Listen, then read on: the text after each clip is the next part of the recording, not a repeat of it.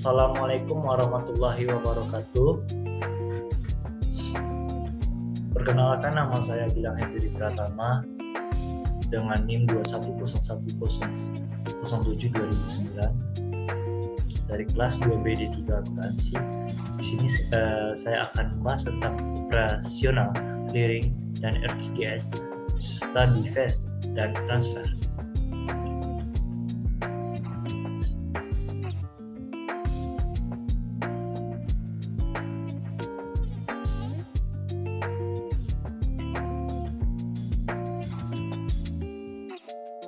Nah, topik-topik yang akan kita bahas, yang pertama itu ada clearing. Clearing yang akan kita bahas pertama adalah pengertian, terus jenis clearing serta sistem clearing, tujuan clearing, syarat clearing serta warkat clearing dan mekanisme clearing. Terus yang kedua ada RTGS, itu akan menjelaskan tentang pengertian dan mekanisme RTGS. Terus yang keempat ada divest, pengertian dan mekanisme divest. Terus yang keempat ada transfer, pengertian dan mekanisme transfer. Nah, pengertian clearing. Nah, menurut Peraturan Bank Indonesia Nomor 718 PBI 2005 tanggal 22 Juli 2005, pengertian clearing adalah pertukaran warkat atau data keuangan elektronik antar bank baik atas nama bank maupun nasabah yang hasil perhitungannya diselesaikan pada waktu tertentu. Lanjut, selanjutnya ada jenis-jenis clearing. Yang pertama ada jenisnya, ada clearing umum, yang kedua ada clearing lokal, yang ketiga ada clearing antar cabang. Nah, di sini akan saya jelaskan. Yang pertama adalah clearing umum, sebuah bentuk sarana untuk perhitungan warkat-warkat antar bank, di mana proses pelaksanaannya diatur dan diawasi oleh BI, yaitu Bank Indonesia. Terus yang kedua ada clearing lokal. Nah, clearing lokal ini sebuah bentuk sarana untuk perhitungan warkat antar bank yang terdapat di dalam suatu wilayah clearing atau yang sudah ditetapkan. Terus yang ketiga ada clearing antar cabang. Nah, clearing antar cabang sebuah bentuk sarana perhitungan warkat antara bank yang dimana terdapat dalam suatu wilayah atau kota. Untuk melakukan clearing dengan cara melakukan semua perhitungan dari suatu kantor cabang. Lanjut, pembahasan kita itu ada tujuan clearing. Ada tiga. Yang pertama untuk menunjukkan dan memperlancar lalu lintas pembayaran GIRA. Yang kedua, ada perhitungan penyelesaian utang piutang dapat dilakukan dengan lebih mudah, aman, dan efisien. Terus yang ketiga, salah satunya agar nasabah mendapat pelayanan yang baik. Lanjut, ada syarat clearing. Nah, syarat clearing. Untuk suatu bank yang akan mengadakan jasa clearing harus memenuhi syarat sebagai berikut. Yang pertama, memiliki kemampuan administrasi yang mumpuni. Terus yang kedua ada berkewajiban untuk melaksanakan penyelenggaraan clearing sesuai dengan peraturan perundang-undangan yang berlaku. Terus yang ketiga, menyampaikan laporan tentang data-data clearing setiap minggu bersama dengan laporan likuiditas mingguan kepada Bank Indonesia yang membawahi wilayah clearing yang bersangkutan. Terus yang keempat, untuk mempermudah bank penyelenggara clearing dalam penyediaan uang kartal, maka ditentukan bahwa hasil clearing hari itu dapat diperhitungkan pada rekening Bank Indonesia. Nah, lanjut ke pembahasan selanjutnya, itu ada sistem clearing. Yang pertama itu ada sistem manual, yang kedua ada sistem semi otomasi, yang ketiga ada sistem otomasi, yang keempat ada sistem elektronik. Nah, di sini akan saya jelaskan yang pertama. Nah, yang pertama ini adalah sistem manual. Sistem manual adalah sistem penyelenggaraan clearing lokal yang dalam pelaksanaan perhitungan, pembuatan bidet saldo clearing serta pemilihan warkat dilakukan secara manual oleh setiap peserta. Terus yang kedua, sistem semi otomasi. Sistem semi otomasi adalah sistem penyelenggaraan clearing lokal yang dalam pelaksanaan perhitungan dan pembuatan bidet saldo clearing dilakukan secara otomasi, sedangkan pemilihan warkat dilakukan secara manual oleh setiap peserta. Terus yang ketiga ada sistem otomasi.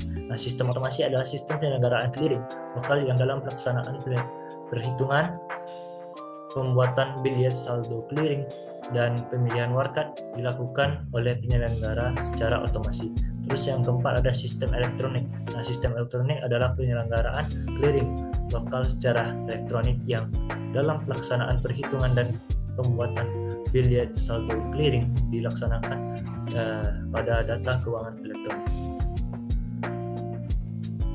Lanjut ke pembahasan selanjutnya, itu ada warkat clearing. Nah, warkat adalah alat pembayaran non tunai untuk rekening nasabah atau bank melalui clearing atau yang diperhitungkan atas beban.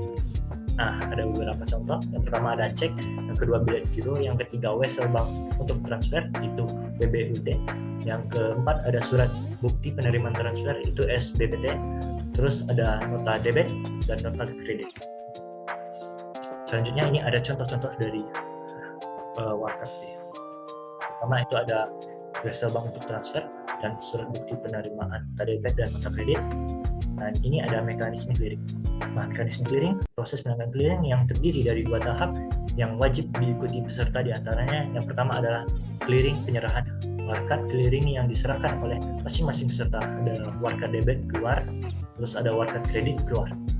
Dan yang kedua itu ada clearing pengembalian, itu warkat clearing yang diterima dari peserta lain, itu ada warkat debit masuk dan warkat kredit masuk. Nah, ini ada juga mekanisme clearingnya. Ini ada hubungan warkat debit keluar sama dengan warkat debit masuk. Nah, bisa kita lihat di sini dan diilustrasikan dengan peta yang telah saya buat. Itu ada warkat debit, bisa dilihat.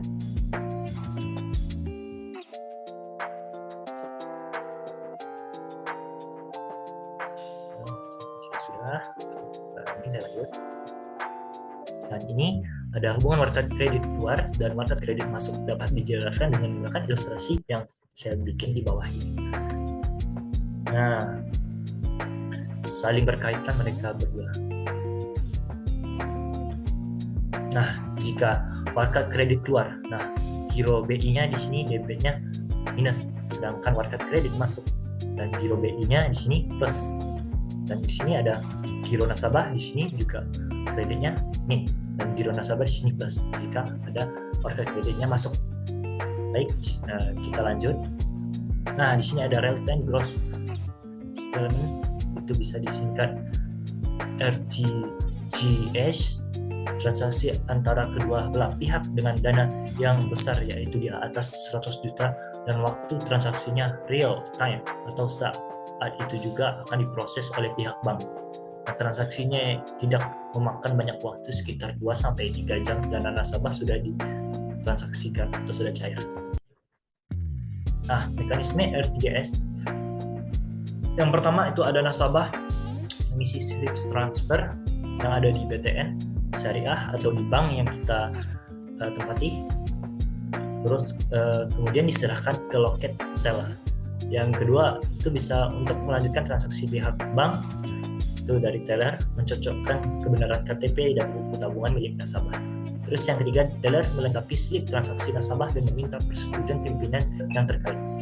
Terus yang keempat, setelah itu teller memproses transaksi nasabah pada komputer RTGS yang kemudian ditransmisikan pada RCC untuk dimintai persetujuan oleh Bank Indonesia.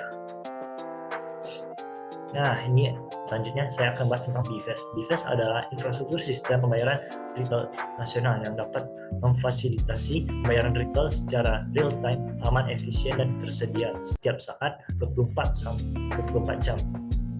BIFAS layan transfer dana antar bank yang dikenakan biaya admin sebesar 2.500 saja. Nah, ini di sini akan saya jelaskan tentang mekanisme BIFAS. Yang pertama bisa kita buka aplikasi m-banking, login akun mobile banking, pilih menu transfer, pilih metode BIFAS, masukkan nominal transfer, nomor rekening penerima, dan lengkapi keterangan transfer, masukkan PIN mobile banking Anda. Nah, lanjut. Di sini akan saya jelaskan tentang transfer. Bentuk pelayanan jasa yang diberikan oleh bank atas permintaan nasabah untuk mengirimkan sejumlah uang tertentu.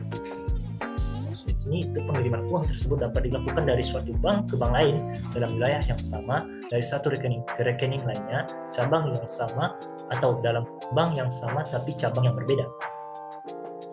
Nah, ini pihak-pihak yang terkait dengan transfer bisa nasabah, bank penarik, dan bank tertarik, serta dan beneficiary.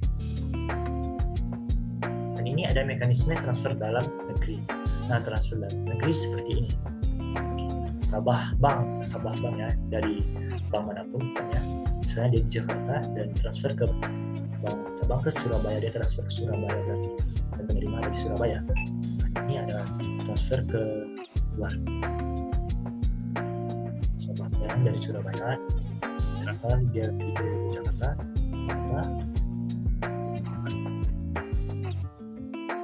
Nah, sekian dari penjelasan saya. Kalau ada salah-salah saya mohon maaf. Nah, saya tutup dengan wabillahi taufiq wal hidayah. Wassalamualaikum warahmatullahi wabarakatuh.